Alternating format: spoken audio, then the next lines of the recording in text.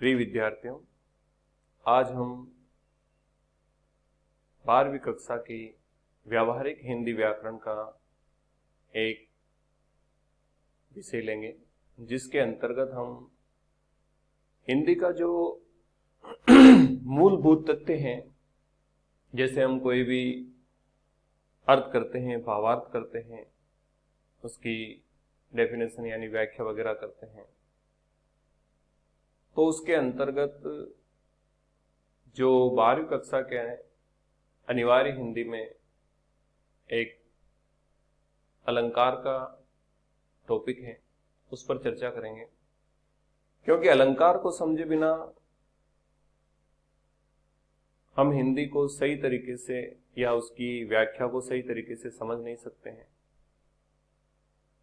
अलंकार को समझने के पश्चात ही हम उसको आगे व्याख्या के रूप में देख सकते हैं, सही तरीके से व्याख्या की जा सकती है और व्याख्या से ही अलंकार निकलते हैं। अलंकार को पढ़ने के लिए सबसे पहले हमें उसका अर्थ पढ़ना पड़ेगा। अर्थ जानना बहुत आवश्यक है, अलंकार क्या होता है। तो अलंकार जो ये शब्द है,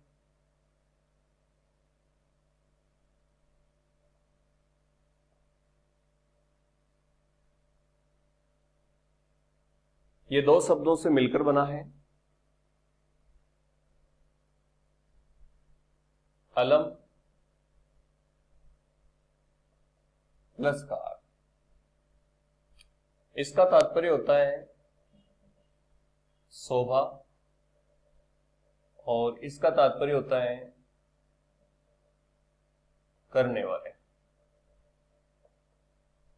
या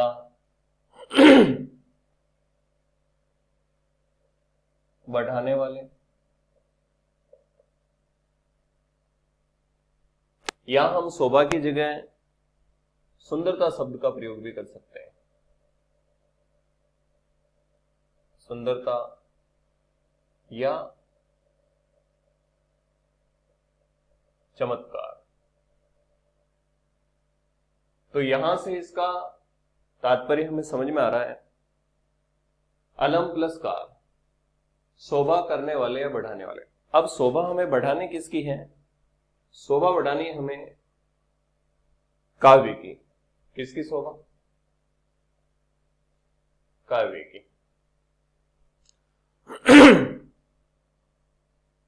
काव्य की शोभा बढ़ाने वाले जो तत्व होते हैं वो अलंकार कहलाते हैं। क्योंकि हमारे देश में प्राचीन काल में संस्कृत भाषा ही प्रचलन में थी, तो सबसे पहले संस्कृत के आचार्य ने इसकी व्याख्या की थी, जिसके अंतर्गत आचार्य दंडी, आचार्य भामह। तो आचार्य दंडी ने इसको परिभाषित किया था संस्कृत में। आचार्य दंडी, उन्होंने इसकी परिभाषा लिखी थी कि काव्य शोभाकरान धर्मान अलंकारान प्रचक्षते। काव्य शोभाकरान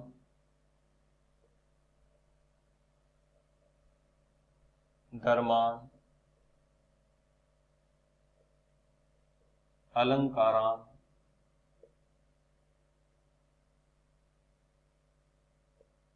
प्रचक्षते। अब इसका तात्पर्य क्या होता है? काव्य की शोभा बढ़ाने वाले या करने वाले धर्म अलंकार कहलाते हैं। ठीक है, यह आचार्य दंडी की परिभाषा है। इसी परिभाषा को देखते हुए हम हिंदी में, क्योंकि यह संस्कृत की है और संस्कृत की इसी परिभाषा से हम हिंदी में इसको परिभाषित करते हैं, तो हिंदी में परिभाषित करते हुए हम कह सकते हैं कि काव्य की शोभा बढ़ाने वाले या करने वाले धर्म अलंकार कहलाते हैं। अब यहां धर्म का तात्पर्य वो नहीं कि इसमें धर्म आपके हिंदू मुस्लिम धर्म है। धर्म का तात्पर्य जो काव्य की शोभा बढ़ाते हैं वे तत्व या वे शब्द, अर्थ, ये हम धर्म का तात्पर्य लेंगे। शब्द, अर्थ, तत्व, इसके रूप में लेंगे हम इसको। यहां आपके शब्द भी हो सकते हैं, यहां आपके वर्ण, ये अर्थ, क्योंकि ये इन तीनों के रूप में शोभा बढ़ाते हैं। या हम कह सकते हैं कि काव्य की सुंदरता बढ़ाने वाले, काव्य के चमत्कार, काव्य में चमत्कार उत्पन्न करने वाले, है ना, ये तत्व हमारे अलंकार कहलाते हैं। यह आचार्य दंडी की परिभाषा है, इससे हम हिंदी में बना सकते हैं। इसके अलावा हम देखते हैं, अगर हम इसे परिभाषित करें तो एक बात देखी जा सकती है, जैसे कि हम ऐसे समझें इसको बिल्कुल साधारण तरीके से, कि प्राचीन काल में जो स्त्रियों की शोभा बढ़ाई जाती थी उनको हम कहते थे गहना, आभूषण, आवरण, है ना। तो यहां पर अलंकार के जो आपके शब्द रूपी अर्थ हैं, इसको हम कह सकते हैं शाब्दिक अर्थ के अंतर्गत, या इसके अलंकार के जो पर्यायवाची शब्द हैं, पर्यायवाची शब्द, उनको हम देखते हैं तो इसके होते हैं आपके आभरण,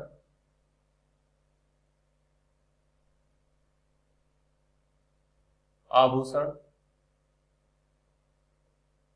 या इसको हम गहना भी कहते हैं, गहना, आभरण, आभूषण और गहना। तो इनसे ये समझ में आता है हमें कि जिस प्रकार से कोई भी स्त्री हो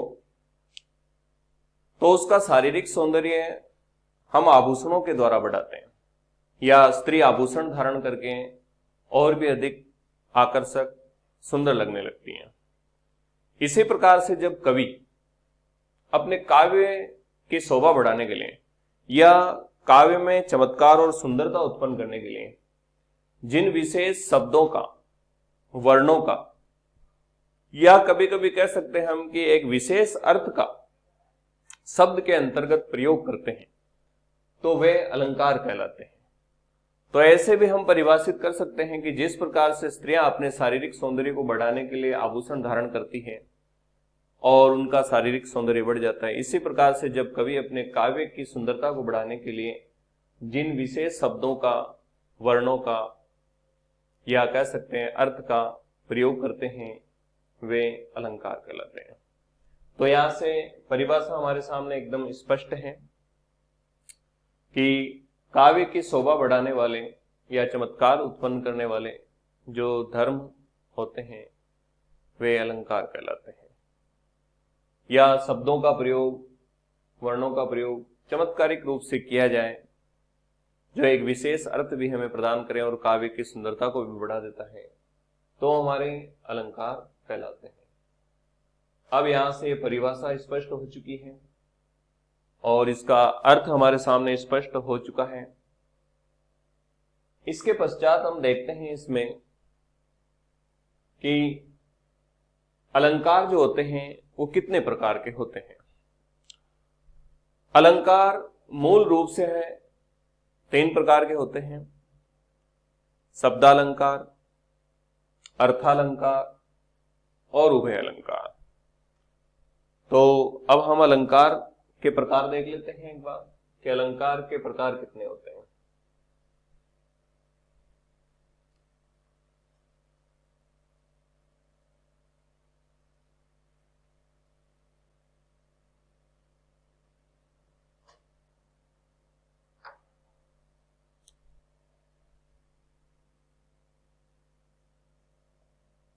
प्रकार, प्रकार या इसे हम भेद भी कह सकते हैं, अलंकार के भेद। मूल रूप से 3 प्रकार होते हैं।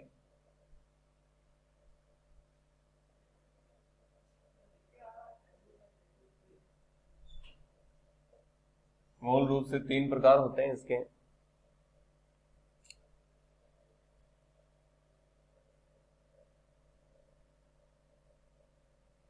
जिसमें सबसे पहला आता है आपके शब्दालंकार।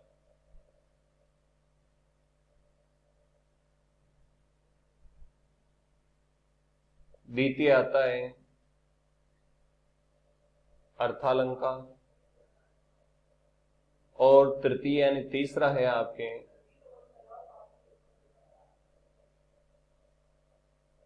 उभयालंकार। ये 3 है। जैसे कि हमें इनके नाम से ही ज्ञात हो रहा है, नाम के अनुसार इनको हम परिभाषित कर सकते हैं, इनकी परिभाषा दे सकते हैं। प्रथम है शब्दालंकार। नाम से परिभाषित करते हैं कि जहां काव्य में किसी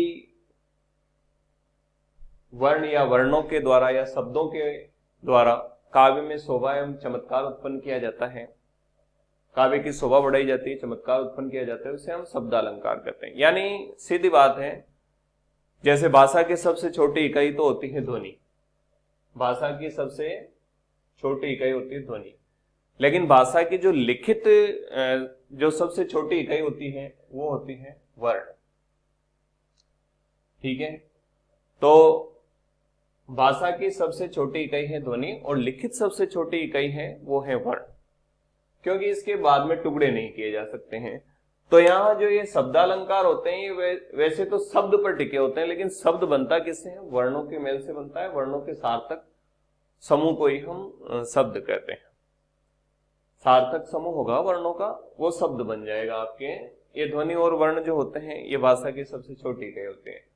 तो प्रथम है शब्दालंकार के अंतर्गत हम देखते हैं जहां काव्य में शब्दों के माध्यम से या वर्णों के माध्यम से, क्योंकि वर्ण भी आ जाएंगे, शब्द उसी से बनेगा, वर्ण से आपके शब्दों के माध्यम से शोभा और चमत्कार उत्पन्न किया जाता है, वो शब्दालंकार है। जहां काव्य में अर्थ के माध्यम से सौंदर्य व चमत्कार या शोभा व चमत्कार उत्पन्न किया जाता है, उसे हम अर्थालंकार कहते हैं। और तृतीय होता है जहां शब्द व अर्थ दोनों के माध्यम से ही काव्य की शोभा बढ़ाई जाती है, उसे हम उभयालंकार कहते हैं। तो इसके आधार पर हम देखते हैं कि शब्दालंकार अब एनसीईआरटी के 12th क्लास की अनिवार्य हिंदी के अंतर्गत वर्तमान में है ना, 12th एनसीईआरटी, इसके अंतर्गत अभी जो है आपके कोर्स में अलंकार दे रखे हैं, वो अलंकार पिछले वर्ष से कम कर दिए गए। ठीक है, अभी आपके एनसीईआरटी के अंतर्गत जो मूल अलंकार हैं आपके, वो मूल अलंकार आपके दे रखे हैं भाई 5। तो एक तो इसमें दे रखा है आपके अनुप्रास, एक है इसमें लाटानुप्रास। कुछ विद्वान इसको अनुप्रास का भेद मानते हैं, कुछ नहीं मानते हैं। लाटानुप्रास अलग भी दे रखा है इसको। यमक, अनुप्रास, लाटानुप्रास, यमक, श्लेष, पुनरुक्ति प्रकाश।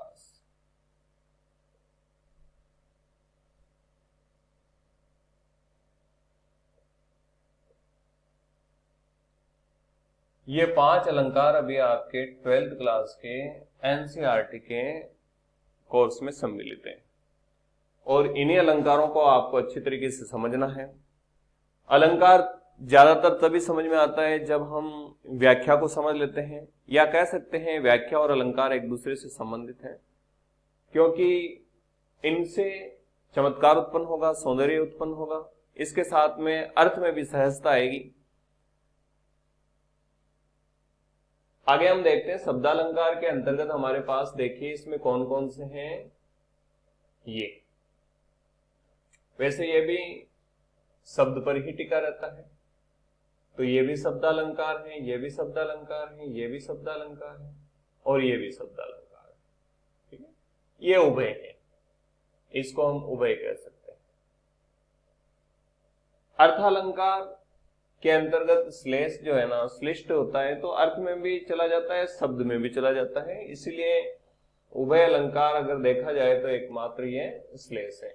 ये 5 अलंकार ही हमें जो है इस समय पढ़ने हैं। 1 2 3 4 और ये 5, ये 5 अलंकार अभी एनसीईआरटी की कोर्स में है और इन्हीं को हम समझने का प्रयास करेंगे। कहीं कहीं अलंकार बहुत ही गहरे होते हैं, जिनको अगर अर्थ हम नहीं कर पाते हैं, भाव नहीं ग्रहण कर पाते हैं, तो अलंकार हमसे नहीं निकलता है। परिभाषित हो चुका है। शब्दालंकार में आपके अनुप्रास आता है जो कोर्स में है अभी, है ना, यमक आता है, वक्रोक्ति आता है, अर्थालंकार में उपमा आता है जो अभी कोर्स में नहीं है, रूपक आता है,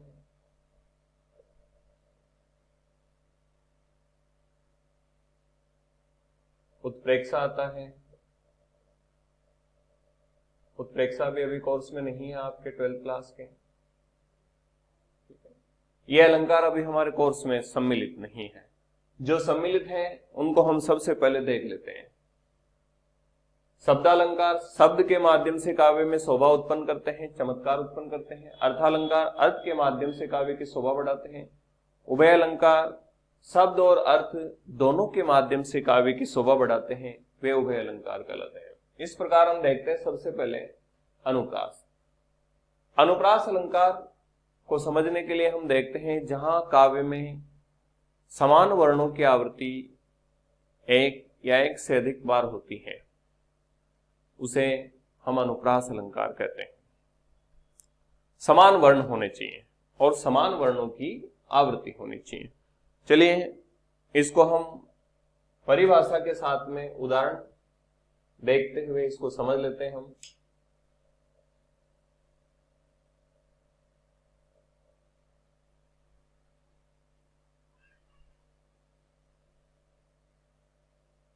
प्रकार हैं इसके। सबसे पहला हम पढ़ रहे हैं शब्दालंकार के अंतर्गत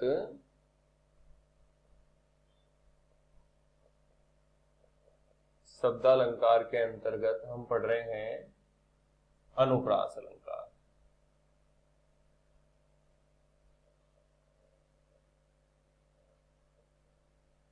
अब हम सीधे टॉपिक पर आ रहे हैं। अनुप्रास अलंकार परिभाषा होती है इसकी, जहां काव्य में समान वर्णों की आवृत्ति एक या एक से अधिक बार होती है, उसे हम अनुप्रास अलंकार कहते हैं। सीधी बात याद रखनी है, इसमें समान वर्णों की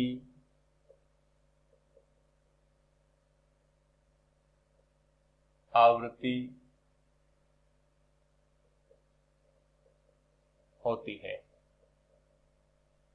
अब समान वर्णों के अंतर्गत हम देखते हैं, जैसे उदाहरण लेते हैं इसका, जैसे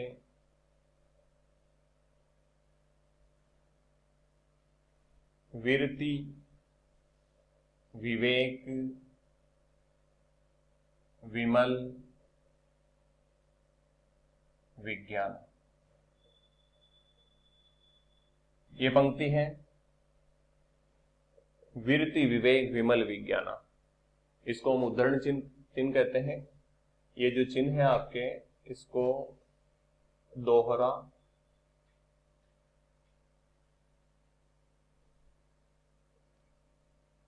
उद्धरण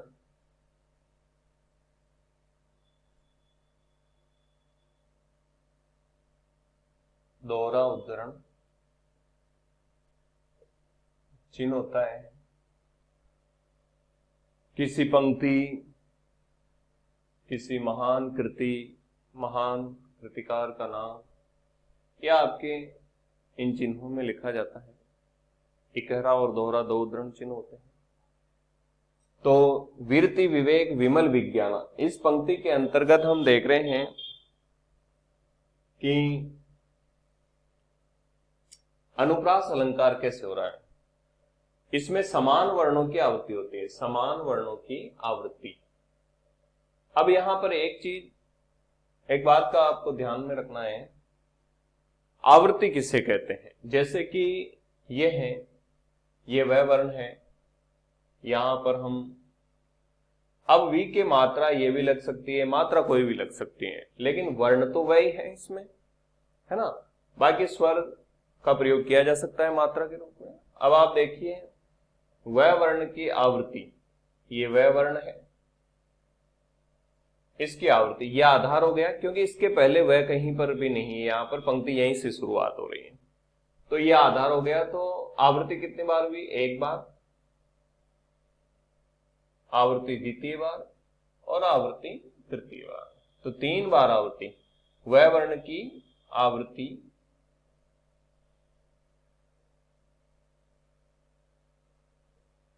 तीन बार हुई है। कितनी बार हुई है, 3 बार हुई है। अतः इसमें अलंकार कौन सा हुआ, अनुप्रास अलंकार हुआ। बिल्कुल सिंपल सा, बहुत सरल है। एकमात्र यही अलंकार है जो आसानी से निकल सकता है, केवल श्रुत्यानुप्रास को छोड़ दिया जाए तो, क्योंकि श्रुत्यानुप्रास में थोड़ा, अनुप्रास के अभी हम भेद देखेंगे। बाकी देखा जाए तो अनुप्रास अलंकार आपको काव्य में आसानी से समझ में आ सकता है। अलंकार गद्य में भी हो सकते हैं, पद्य में भी हो सकते हैं, लेकिन अलंकारों का सबसे ज्यादा जो महत्व है वो पद्य के लिए रहता है। बाकी आपके देखा जाए तो अलंकारिक भाषा शैली का प्रयोग महादेव वर्मा ने बहुत अच्छा किया है भक्तिन में, और भी उनके संस्मरणात्मक रेखा चित्र हैं, गिल्लू, नीलकंठ, मोर, गिल्लू गिलहरी के ऊपर, इनमें बहुत अच्छा प्रयोग करते हैं वो। और गद्य में अलंकारों का बहुत अच्छा प्रयोग करने में अगर कोई माहिर है तो छायावादी काल की लेखिका, जिनका नाम है महादेव वर्मा, 1907 से 1987, फर्रुखाबाद उत्तर प्रदेश में जिनका जन्म हुआ है, वो बहुत अच्छी लेखिका है, आलंकारिक भाषा का गद्य में प्रयोग करने वाली। देखिए अनुप्रास अलंकार हो चुका है। अनुप्रास अलंकार के अब हम आगे प्रकार देखते हैं। बहुत कम पूछा जाता है 12th क्लास में, एनसीईआरटी में, आरबीएससी में, लेकिन फिर भी जानकारी या ज्ञान होना बहुत आवश्यक है, इसलिए हम इसके प्रकार देख लेते हैं। समान वर्णों की आवृत्ति, बस इतनी सी परिभाषा से भी हम समझ सकते हैं, लेकिन लिखना हो बोर्ड में, एग्जाम की दृष्टि से हमें पूरा लिखना पड़ेगा कि जहां काव्य में समान वर्णों की आवृत्ति एक या एक से अधिक बार होती है उसे हम अनुप्रास अलंकार कहते हैं। अब हम अनुप्रास अलंकार के प्रकार देखते हैं। इसके जो प्रकार होते हैं, यहां पर हम इसके 4 प्रकार लिखते हैं, लाटानुप्रास को अलग लिखेंगे। तो अनुप्रास अलंकार के जो प्रकार होते हैं, जिसमें सबसे पहला आता है आपके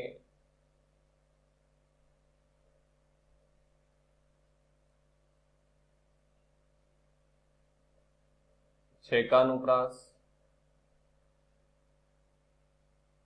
द्वितीय आता है वृत्त्यानुप्रास, तृतीय आता है अंत्यानुप्रास, चतुर्थ आ जाएगा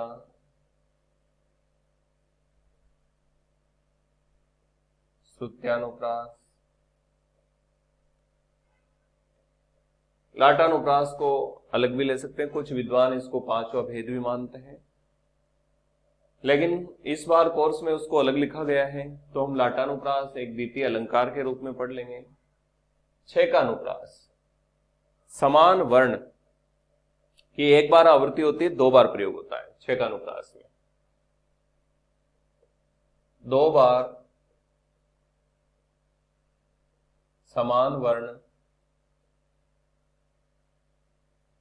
2 बार समान वर्ण का प्रयोग,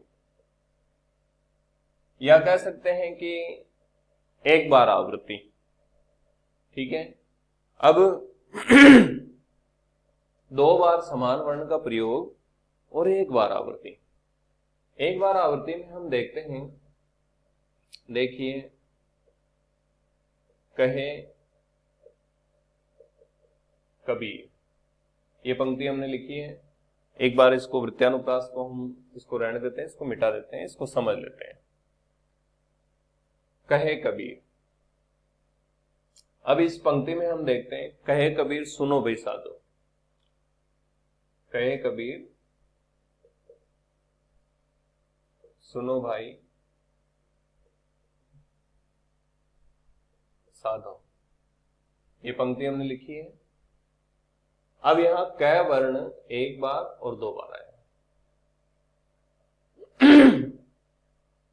जैसा कि हम जानते हैं, इसके अंतर्गत ये आधार है और ये इसकी आवृत्ति है।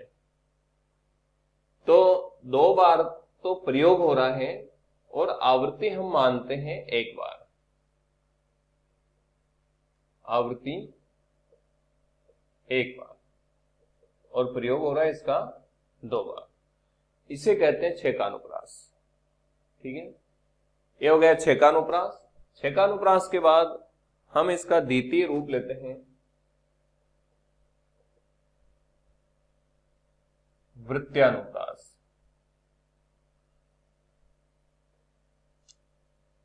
अब वृत्यानुप्रास में क्या होता है,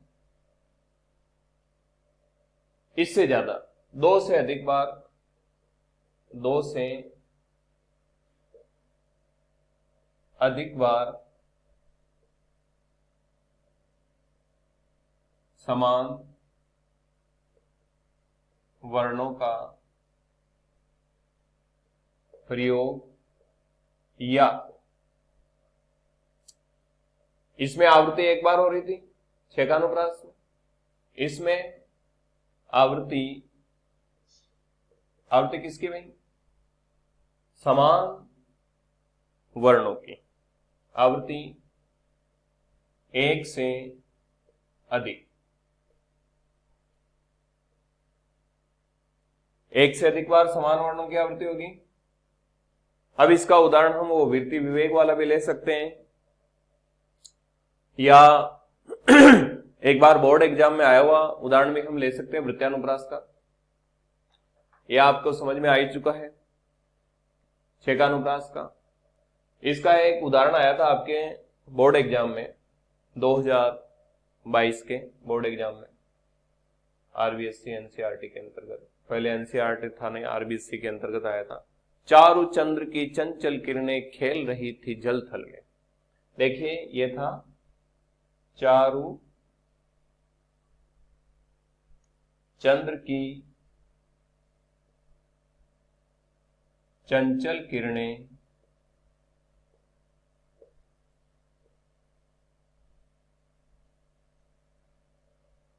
खेल रही थी जल थल में। यह पंक्ति है। इसमें आप देखिए, चारु का मतलब होता है सुंदर। च वर्ण, च वर्ण, च। अब यहां बीच में कोई एक वर्ण आ भी सकता है और बाकी लगातार हो जाए तो यहां वैसे हो चुका है।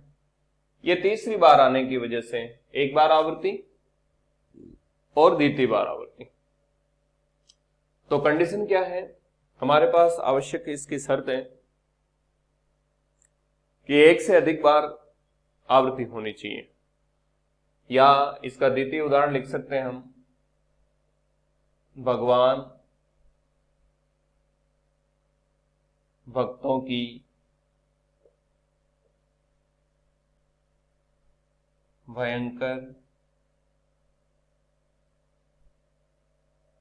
भूरी भित्ति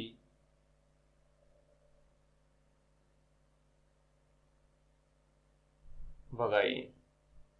ये पंक्ति लिख सकते हैं हम। अब इसमें देखिए, ये तो आधार हो गया।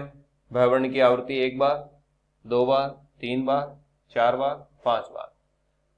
इसे कहते हैं वृत्यानुप्रास। जहां समान वर्ण की आवृत्ति एक से अधिक बार होती है या दो से अधिक बार समान वर्णों का प्रयोग होता है, वहां अलंकार होता है आपके वृत्यानुप्रास अलंकार। ये दोनों अलंकार क्लियर हो चुके हैं, एकदम सही तरीके से हमें समझ में आ चुके हैं। वर्णों की आवृत्ति है, 4 अलंकार हमें पढ़ने हैं इसके अंतर्गत, ठीक है। चलिए अब तीसरा अलंकार इसी का देख लेते हैं। अनुप्रास का तीसरा प्रकार क्या कहता है।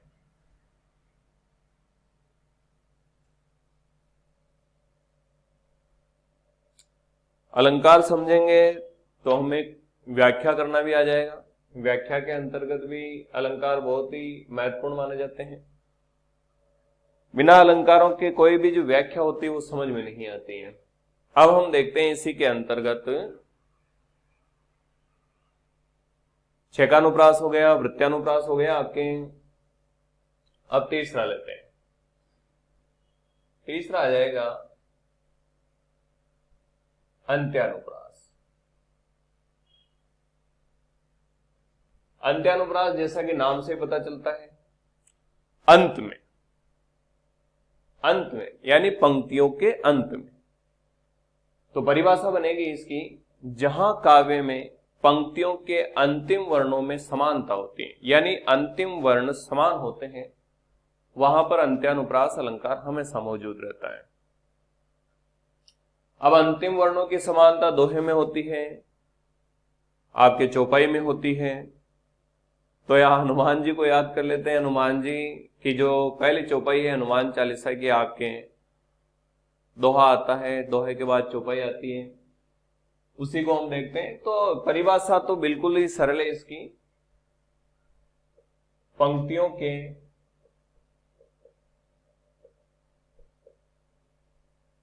अंतिम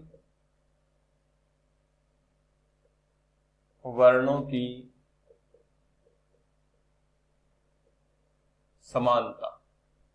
जहां पंक्तियों के अंतिम वर्ण समान होंगे उसी जगह पर आपके अंत्यानुप्रास अलंकार मौजूद होगा।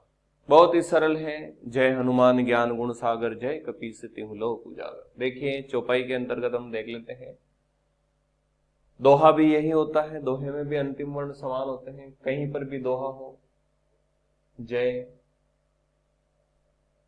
हनुमान ज्ञान गुण सागर, जय कपीस तिहुँ लोक जागर। अब हम समझ क्या रहे हैं अंत्यानुप्रास, तो अंत में देख लेते हैं। ये जो आपके अंतिम वर्ण है र और ये भी र, तो यहां पर जो ये दोनों र हैं, ये अंतिम वर्ण, पंक्तियों के अंतिम वर्णों की समानता, दोनों अंतिम वर्ण समान है, इसे कहते हैं अंत्यानुप्रास अलंकार। जैसे रहीमदास जी का दोहा लेते हैं, रहीमन धागा प्रेम का, मत तोड़ो छिटकाए, टूटे से फिर ना जुरे, जुरे गांठ पड़ी जाए, जुरे गांठ पड़ी जाए। तो यहां पर हम देखते हैं उस दोहे के अंतर्गत भी ये और ये अंतिम वर्ण समान हो रहे हैं। ऐसे ही आप कोई भी दोहा ले लीजिए, चौपाई ले लीजिए, हनुमान चालीसा की सभी चौपाई अंतिम वर्ण समान होंगे। तुलसीदास जी ने बहुत ही दिमाग से ये चौपाइयां लिखी हैं, भाव करते हुए और वर्णों की समानता रखते हुए, बहुत ही विद्वान थे। जय हनुमान ज्ञान गुण सागर, जय कपीस तिहुँ लोक उजागर, रामदूत अतुलित बलधामा, अंजनी पुत्र पवन सुत नामा, महावीर विक्रम बजरंगी, कुमति निवार सुमति के संगी। सभी में अंतिम वर्ण समान है। इसी से हम समझ चुके हैं कि अंत्यानुप्रास अलंकार क्या होता है। अनुप्रास का एक भेद है और अनुप्रास अलंकार के प्रकार के अंतर्गत ये जो अंत्यानुप्रास है हमें समझ में आ गया है। अब हम देखते हैं जो विशेष अलंकार है, इसका चौथा पॉइंट। चौथा अलंकार रहता है इसके अंतर्गत श्रुत्यानुप्रास। श्रुत्यानुप्रास अलंकार जो आपके चतुर्थ अलंकार हैं, इसमें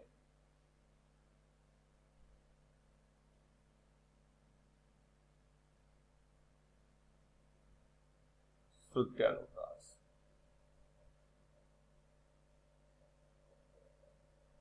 अलंकार, एक अनुप्रास अलंकार का ही भेद है।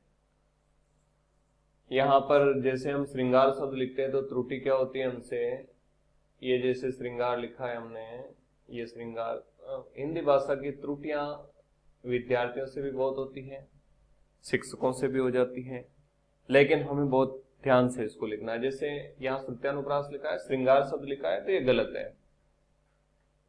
ये गलत है। इसको शुद्ध रूप में लिखा जाता है, जैसे श्रृंगार शब्द है तो ये श्रृंगार जो है ये शुद्ध है, ये एकदम शुद्ध शब्द है, इसको अशुद्ध बोलते हैं, ये अशुद्ध शब्द है। तो आपको शुद्ध अशुद्ध का भी इसमें खास ध्यान रखना है, क्योंकि विद्यार्थी लिखते समय अशुद्धियां बहुत लिखते हैं। आजकल हिंदी भाषा की शुद्धि का ख्याल नहीं रखते, वैसे मिक्स हो चुकी है, इसमें मिल चुके हैं अरबी, फारसी, अंग्रेजी के शब्द, विदेशी भाषाओं के शब्द मिले जुले हो गए, खिचड़ी हो चुकी है। एकदम शुद्ध हिंदी का प्रयोग बड़ा ही मुश्किल हो चुका है, बहुत ही कठिन हो चुका है। हाँ, तो शुद्ध अशुद्ध का तो ध्यान रखेंगे। अलंकार, श्रुत्यानुप्रास जो अलंकार है हमारे पास, ये श्रुत्यानुप्रास अलंकार के अंतर्गत हम देखते हैं जहां काव्य में वर्णों का उच्चारण स्थान समान हो उसे श्रुत्यानुप्रास अलंकार कहते हैं। तो क्या होना चाहिए, वर्णों का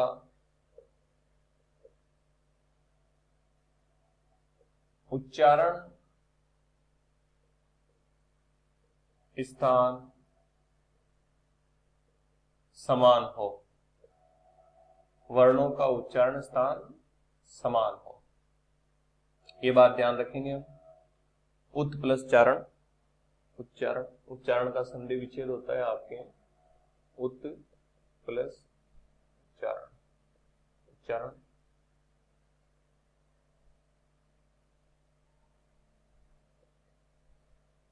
अब ये संधि विच्छेद बीच में क्यों बताते हैं, क्योंकि 12th क्लास के अंतर्गत एक दो प्रश्न आपके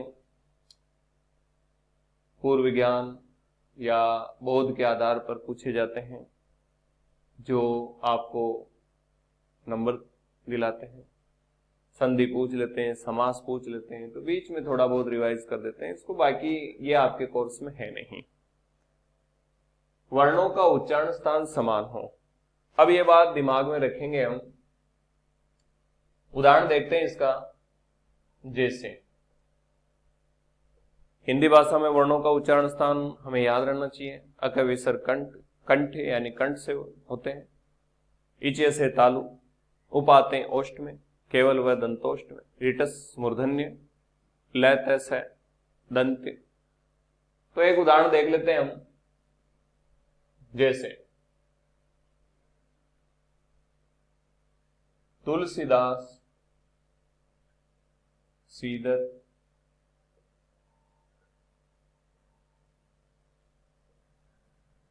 निस दिन, या इस का भी प्रयोग किया जा सकता है, निस दिन देखत तुम्हारी निठुराई। अब इस पंक्ति को आप ध्यान से देखिए, तुलसीदास सीदत निस दिन देखत तुम्हारी निठुराई। निठुराई निष्ठुरता को कहते हैं। भगवान श्री राम की निष्ठुरता को तुलसीदास जी प्रतिदिन देखा करते थे, क्योंकि उनको दर्शन नहीं हो रहे थे श्री राम जी के। अब यहां पर देखिए, श्रुत्यानुप्रास वर्णों का उच्चारण स्थान समान हो, तो हम देखते हैं तुलसीदास जो पूरा शब्द है, ये पूरा का पूरा जो शब्द है आपके, ये दंत्य वर्णों से मिलकर बना है। ठीक है, अब हमें जब तक वर्णों का उच्चारण स्थान नहीं आएगा, हम श्रुत्यानुप्रास अलंकार नहीं निकाल पाएंगे। तो इसमें देखते हैं, वैसे दंत्य वर्ण का इसमें प्रयोग हुआ है, तो उच्चारण स्थान इसका कहां से है, दांतों से है। अब दंत्य वर्ण होते कौन कौन से हैं? दंत्य वर्ण होते हैं आपके ल, तय और से। अब तय, तय पूरा वर्ग आएगा। अब तय वर्ग आएगा तो तय वर्ग के अंतर्गत तय, थ, द, ध और न, ये हो गए ल, तय, से। तय थ द ध न आ गए। इसको नासिक्य भी कहते हैं। पंचम वर्ण नासिक्य होते हैं आपके, नासिक्य, अनुनासिक, ठीक है। और ये दंत्य में भी सम्मिलित होता है, ये दंत्य में भी सम्मिलित है।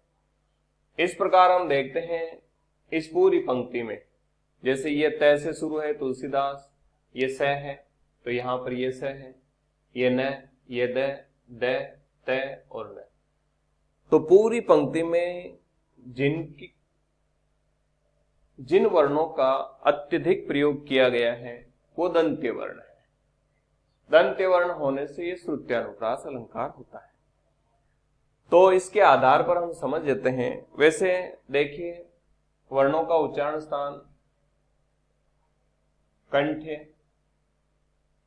कंठ में आते हैं आपके ए, क, है और विसर्ग, है ना। इसमें क जो है इसका पूरा वर्ग आएगा, क, ख, ग, ग, ठीक है। जैसे पूरा वर्ग लेते हैं इसका तो क के बाद आ जाएगा इसमें ख, ग, और ङ। इसको ड नहीं बोलते, ङ बोलते हैं। ङ शब्द जो है नासिक्य के रूप में होता है। नुक्ता यहां न लगकर यहां लगता है, यहां लगता है तो ड बन जाएगा, उत्सिप्त हो जाएगा, और यहां लगने पर यह शुद्ध रूप में हो जाएगा। ये हो गए कंठे, ए, क, है। अब यहां पर क क्या है भाई? पूरा वर्ग है, क वर्ग आ जाएगा पूरा का पूरा, ये हो गया। ऐसे आपको वर्ग समझना है, ठीक है। तालव्य, तालव्य में होंगे ई, च, य और स। अब यहां पर ई, ए और आ भी आ जाएगा, च का पूरा वर्ग आ जाएगा, और ये वाला स इसमें आ जाएगा।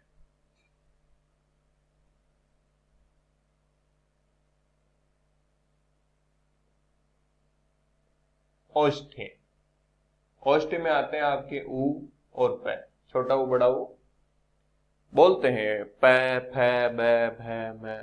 तो ओष्ठ स्पर्श करते हैं, ओष्ठे। कंठे, तालव्य वर्ण, ओष्ठे,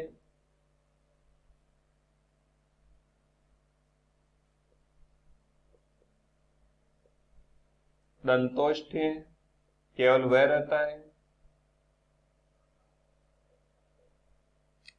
और मूर्धन्य, मूर्धन्य वर्ण रहते हैं आपके री, र, ट और स। अक, विसर्ग, कंठ, इचे से तालु, उपाते हैं ओष्ठ में, केवल वह दंतोष्ठ में। रिटस से जानो मूर्धा, लिटस पुकारो दंत्य। अब बच गए अपने दंत्य। दंत्य, दंत्य में आ गए आपके ल, तय और स। तीनों से अलग अलग में, एक तालव्य में बैठा है, एक मूर्धन्य में है, एक दंत्य में, ठीक है। इस प्रकार से हमें, अब इसमें क्या है, ये वर्ग होते हैं क, च, ट, त, प, क, च, ट, त, प। तो वर्ग में पूरे के पूरे पांचों आ जाएंगे। ये हमारे हो गया श्रुत्यानुप्रास। श्रुत्यानुप्रास में वर्णों का उच्चारण स्थान सम होना चाहिए। इस प्रकार हम देखते हैं कि अलंकार जो है अनुप्रास के चार भेद होते हैं, छेकानुप्रास, वृत्त्यानुप्रास, अंत्यानुप्रास और श्रुत्यानुप्रास। छेकानुप्रास में समान वर्ण 2 बार आता है, वृत्त्यानुप्रास में 2 से अधिक बार प्रयोग किए जाते हैं, अंत्यानुप्रास में अंतिम वर्ण समान होते हैं, जैसे कि रघुकुल रीत सदा चले आई, प्राण जाए पर वचन न जाए। ई का अंतिम वर्ण समान हो गया आपके। और श्रुत्यानुप्रास में वर्णों का उच्चारण स्थान समान होना चाहिए, ये बात हमें ध्यान में रखनी है।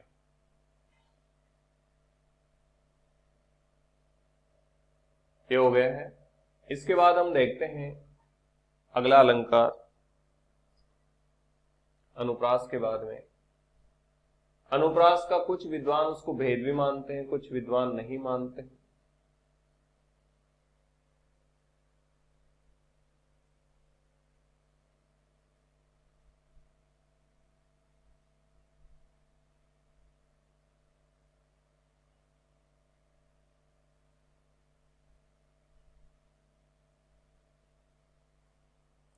द्वितीय अलंकार हम पढ़ते हैं लाटानुप्रास।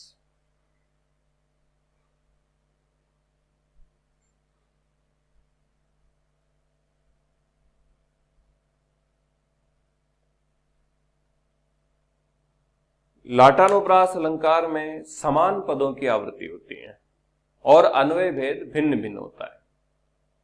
जहां काव्य में समान पदों की आवृत्ति होती है, या कह सकते हैं कि दो पंक्तियों की आवृत्ति भी हो सकती है जिसमें एक वर्ण या एक शब्द पद भिन्न हो, शब्द या पद भिन्न हो। शब्द और पद में भी अंतर होता है। जब शब्द का प्रयोग वाक्य में किया जाए तो पद बन जाता है, और शब्द स्वतंत्र भी हो सकता है। जहां समान पदों की आवृत्ति या समान पंक्तियों की आवृत्ति हो सकती है एक वर्ण या शब्द को छोड़कर, और अन्वय भेद उसका भिन्न भिन्न होता है। अन्वय भेद समान पदों की आवृत्ति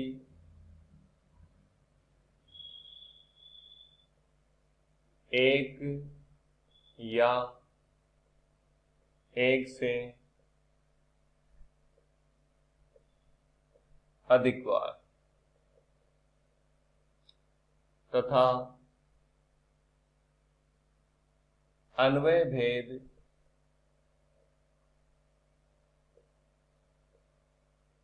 भिन्न भिन्न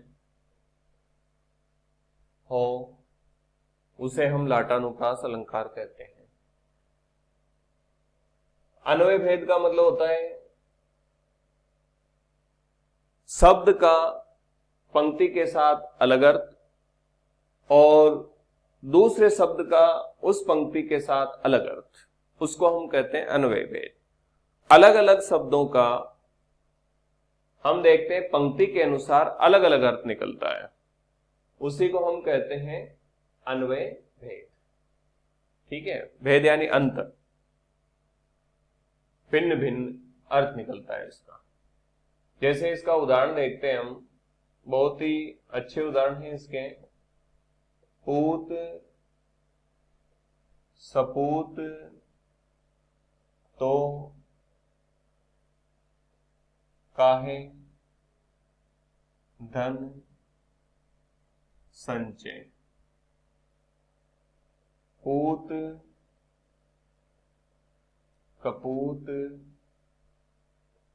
तो काहे धन संचय। अब देखिए यहां पर दोनों पंक्तियां एक समान लग रही। पूत सपूत तो काहे धन संचय, पूत कपूत तो काहे धन संचय। सुपुत्र है तो भी धन एकत्रित करने की आवश्यकता नहीं है, कपूत है तो भी धन एकत्रित करने की आवश्यकता नहीं है। समान पदों की आवृत्ति, ये पद पूरे के पूरे समान है, इसको छोड़ दिया जाए और इसको छोड़ दिया जाए तो पूरे के पूरे पद क्या है, समान है। अन्वय भेद अलग अलग है। जैसे यहां पर अन्वय भेद सपूत के साथ है पूरी पंक्ति का, इस पंक्ति में अन्वय भेद कपूत के साथ है पूरी पंक्ति का। तो अर्थ क्या करते हैं इसका, पुत्र अगर सुपुत्र है तो भी धन एकत्रित करने की आवश्यकता नहीं है, क्योंकि वो अपने अच्छे कर्मों से, अच्छे कार्यों से माता पिता से ज्यादा धन एकत्रित कर सकता है। इसी प्रकार से पुत्र अगर कुपुत्र है तो भी धन एकत्रित करने की आवश्यकता नहीं है, क्योंकि कुपुत्र हैं तो जाहिर सी बात है कि वो उस धन का दुरुपयोग करेगा और अनावश्यक खर्च कर देगा। तो इतना धन एकत्रित करने की कोई आवश्यकता नहीं है दोनों ही स्थितियों में। तो पहला अन्वय सपूत के साथ, द्वितीय अन्वय कपूत के साथ। इस प्रकार हम देखते हैं कि इसमें लाटानुप्रास अलंकार होता है। ठीक है, बहुत ही अच्छा उदाहरण है। इसके अलावा अगर और देखा जाए तो एक और उदाहरण है, वे घर है वन ही सदा जहां नहीं बंधु वियोग, वे घर है वन ही सदा जहां नहीं बंधु वियोग। दूसरी पंक्ति है, वे घर हैं वन ही सदा जहां हैं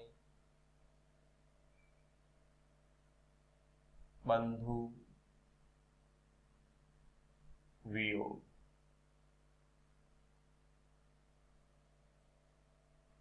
अब इस दोहे को एक बार पढ़ लीजिए आप।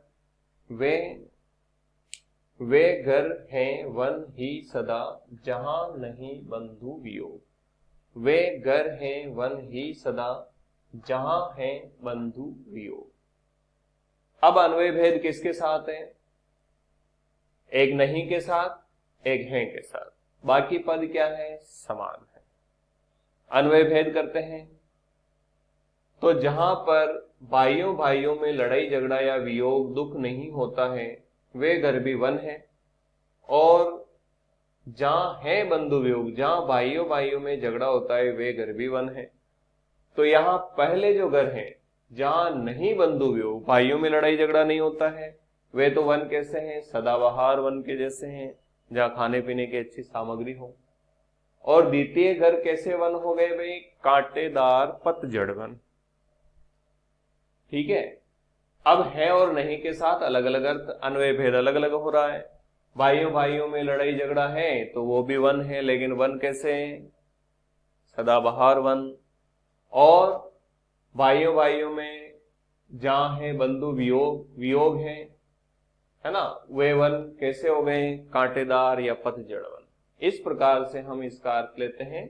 ये लाटानुप्रास अलंकार आपके समक्ष, इसमें समझ में आ चुका है हमें कि इसका अन्वय भेद सपूत के साथ इस पंक्ति का अन्वय भेद है, कपूत के साथ इस पंक्ति का अन्वय भेद है। इस प्रकार हम अलंकार को समझ सकते हैं। अब ये शब्दालंकार में लाटानुप्रास हुआ है। एक अलंकार और हम पढ़ लेते हैं। द्वितीय अलंकार आता है हमारे, द्वितीय क्या इसमें तृतीय हो जाएगा, क्योंकि वैसे कुछ विद्वान इसको लाटानुप्रास को अनुप्रास का ही भेद मानते हैं, क्योंकि अनुप्रास निकलता है इसमें लाट प्लस अनुप्रास, लेकिन कुछ विद्वान इसको अलग भी मानते हैं, तो हमने अलग लिख दिया इसे, इसमें कोई दिक्कत वाली बात नहीं है।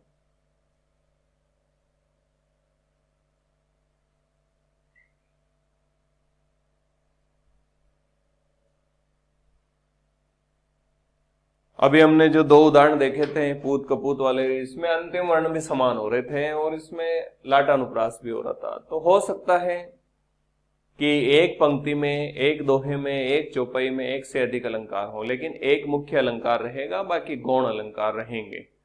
एक से अधिक अलंकार भी किसी पंक्ति में हो सकते हैं, ऐसा संभव है। अब हम देखते हैं तीसरा अलंकार। पहला अनुप्रास हो गया, दूसरा लाटानुप्रास हो गया, तीसरा हम यमक अलंकार लेते हैं। यमक, यमक अलंकार।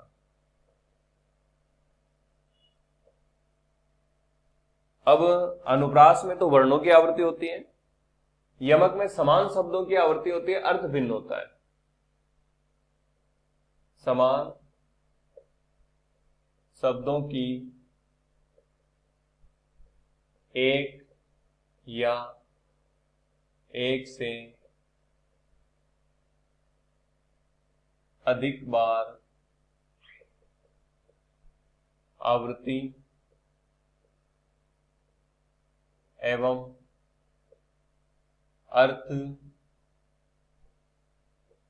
भिन्न भिन्न।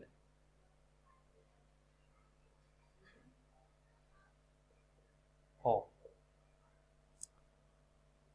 समान शब्दों की आवृत्ति हो और अर्थ उनका भिन्न भिन्न हो तो यमक अलंकार होता है। वैसे यमक शब्द का शाब्दिक जो अर्थ होता है वो आपके होता है जोड़ना। ये शब्द रूपी अर्थ है जोड़ना।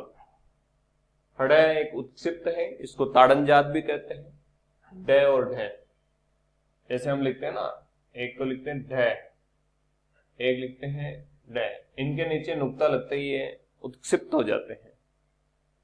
इनका मध्य में और अंत में प्रयोग होता है हमेशा। ठीक है, तो जोड़ना, यमक का तात्पर्य होता है जोड़ना। समान शब्दों की एक या एक से अधिक बार आवृत्ति एवं अर्थ भिन्न भिन्न हो उसे हम यमक अलंकार कहते हैं। ये इसकी परिभाषा है। इसके परिभाषा के अनुसार इसका एक उदाहरण देख लेते हैं हम। जैसे उदाहरण है, 3 बेर खाती थी वे 3 बेर खाती हैं। एक उदाहरण है इसका। इस उदाहरण को आप देखिए। परिभाषा क्या करें? समान शब्द, बेर समान और बेर समान 2 बार आए हैं। बहुत ही प्रसिद्ध उदाहरण है। कवि का नाम है भूषण, शिवाजी महाराज के दरबार में रहा करते थे। उनकी पंक्ति है और उन्होंने ये पंक्तियां शिवाजी महाराज के संदर्भ में लिखी थी। 3 बेर खाती थी वे 3 बेर खाती हैं। जो मुगलों की रानियां बेगमें, रानियां न कहकर बेगम कहते थे, बेगमें पहले महलों में रहकर 3 समय खाना खाती थी, वे शिवाजी महाराज के आतंक से भयभीत होकर जंगलों में निवास करते हुए 3 बेर यानी जंगली बेर खाकर, जंगली फल खाकर जीवन यापन करती है। तो यहां बेर का प्रथम का अर्थ हो गया आपके लिए समय। ठीक है, यानी सुबह या प्रातःकाल, प्रातः, दोपहर और संध्या के समय, संध्या काल या सायंकाल। बेर का तात्पर्य हो गया आपके जंगली फल। क्या जंगल का फल? बोर सभी जानते हैं दुनिया में बोर क्या होता है। बोर खाते रहते हैं हम, और राजस्थान में तो खासकर, क्योंकि ये जो झाड़ियां होती है यहाँ कहाँ दिखाई देती है इधर उधर। तो बेर और बेर, इसे कहते हैं यमक अलंकार।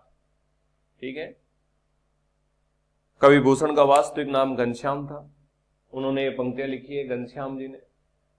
ऊंचे गौर मंदिर के अंदर रहन वारी ऊंचे गौर मंदिर में रहाती है, 3 बेर खाती थी वे 3 बेर खाती है, नगन जड़ाती थी वे नगन जड़ाती है। देखो कितना सुंदर लिखा है कवि भूषण ने। नगन जड़ाती थी वे नगन जड़ाती हैं। कितनी सुंदर पंक्ति है। नगन जड़ाती, जो नगीनों से, हीरे मोती और नगीनों से जड़ी हुई रहती थी, यहां हीरे मोती नगीने जड़े हुए हैं बेगमों के, मुगलों के। वे शिवाजी के डर से जब जंगलों में निवास करती हैं या भयभीत होकर किले छोड़कर जंगलों में चली जाती थी, नगन यानी फटे हुए वस्त्रों से, नगन बदन, नंगे शरीर में, जड़ाती हैं यानी उन्हें सर्दी लगती है, जाड़ा लगता है, कांपती है, नंगी, या नंगी तो नहीं कह सकते लेकिन फटे हुए वस्त्रों से, क्योंकि जंगल में रहते हैं, इधर उधर घूमते हैं तो वस्त्र फट जाते हैं। तो जो पहले नगीनों से जड़ी हुई रहती थी वो शिवाजी के आतंक से फटे हुए वस्त्रों में सर्दी में कांपते हुए जंगलों में निवास करती हैं। तो यहां नगन जड़ाती का अलग अलग अर्थ है। नगीनों से जड़े हुए रहना और नंगे बदन या फटे हुए वस्त्रों में शीत ऋतु में कप कपाते हुए जीवन यापन करना। इस प्रकार हम कह सकते हैं कि समान शब्द हो, अर्थ भिन्न भिन्न हो, तो हम वहां पर यमक अलंकार मानते हैं। अब यमक अलंकार जो होता है, इसके दो भेद विद्वान मानते हैं। यमक अलंकार के दो प्रकार होते हैं। देखिए, यमक अलंकार ये दो प्रकार से होता है। इसको हम भेद भी कह सकते हैं इसके, और इसके प्रकार भी कह सकते हैं। दो प्रकार से होता है, दो भेद होते हैं इसके। एक होता है अभंग यमक। पहला मान लीजिए इसे अभंग यमक, और द्वितीय हो जाएगा इसमें सभंग यमक। अभंग का मतलब होता है शब्द को बिना तोड़े। शब्द कह सकते हैं या शब्दों को अभंग यानी बिना तोड़े।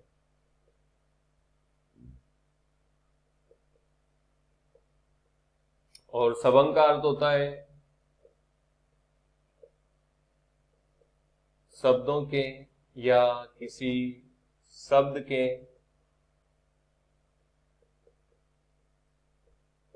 तोड़ने पर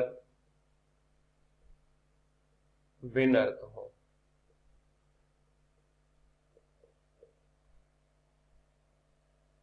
शब्द को बिना तोड़े अगर हम अर्थ कर रहे हैं तो वो अभंग यमक है।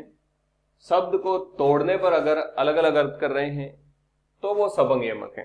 परिभाषा बना लेते हैं। देखो, जहां काव्य में किसी शब्द को बिना तोड़े अगर उसके भिन्न भिन्न अर्थ ग्रहण किए जाते हैं तो वहां अभंग यमक अलंकार होता है। और जहां काव्य में शब्द को तोड़ने पर उसके अलग अलग अर्थ ग्रहण किए जाते हैं तो उसे सभंग यमक अलंकार कहते हैं।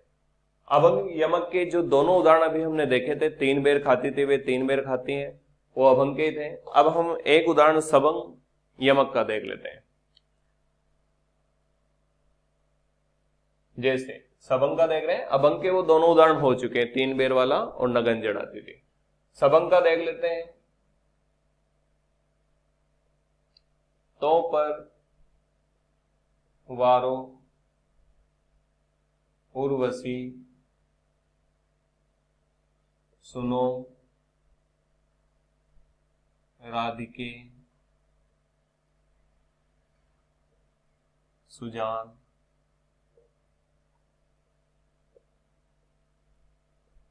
तू मोहन के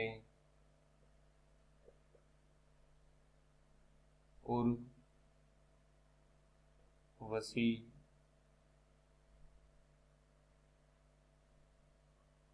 हवे उर्वशी समान। अब यहां वसी भी कर सकते हैं, उर्वशी भी कर सकते हैं, इससे लिख सकते हैं अपन।